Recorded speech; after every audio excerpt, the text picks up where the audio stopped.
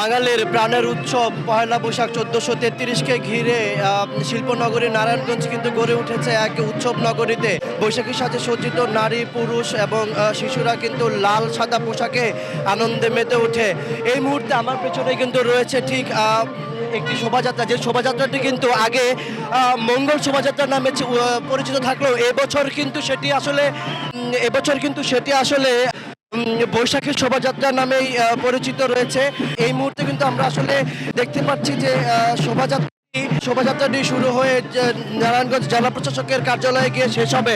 এই মুহূর্তে কিন্তু আমরা দেখতে পাচ্ছি আসলে নারায়ণগঞ্জ জেলা প্রশাসকের সম্মানিত প্রশাসক জনাব মোহাম্মদ রায়হান কবির সহ বিভিন্ন সংগঠনের নেতাকর্মীরা কিন্তু এই মুহূর্তে শোভাযাত্রাটি শুরু করার জন্য অপেক্ষমান আছেন। সরকারের ঘোষণা অনুযায়ী এবারে আমাদের এই শোভাযাত্রাটার নাম হয়েছে বৈশাখী শোভাযাত্রা।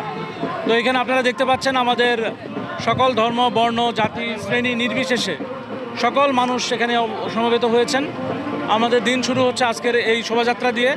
পহেলা বৈশাখে যে বাঙালি উৎসবটা হয়, এই উৎসব এটা দেখানো যে আমরা বাংলাদেশি যারা আছি তারা সবাই একই, এবং এটা আমাদের মধ্যে কোনো ভেদাভেদ আসলে নেই, এবং আমরা সকলে মিলেমিশে এই দিনটা উদযাপন করি এবং এখানে আমরা আমাদের ঐক্যতান এবং একতার এখানেই জায়গা। তো আমরা নতুন সুরে আজকে আবার শানিত হচ্ছি। আমরা সবাই ঐক্যবদ্ধভাবে এই দেশটা এবং জাতিকে আমরা এগিয়ে নিতে চাই। তারই অংশ হিসাবে আমাদের শোভাযাত্রা এবং আজকের দিনের অন্যান্য যে কার্যক্রমগুলো সেগুলো প্রতিপালন হবে। আমরা সকল ধর্মের, সকল শ্রেণীর, সকল স্তরের মানুষকে আহ্বান জানিয়েছি আজকের অনুষ্ঠানে স্বতঃস্ফূর্তভাবে অংশগ্রহণ করার জন্য। মানুষ যাতে নির্বিঘ্ন তাদের এই শত বছরের ঐতিহ্যের উৎসব পালন করতে পারে, সেই কারণে আমাদের সকল জায়গায় এই নারায়ণগঞ্জে আমাদের পুলিশি ব্যবস্থা আছে, টহল আছে এবং আইনশৃঙ্খলা বাহিনী সবসময় সজাগ আছে। সবাইকে অসংখ্য শুভেচ্ছা নববর্ষের।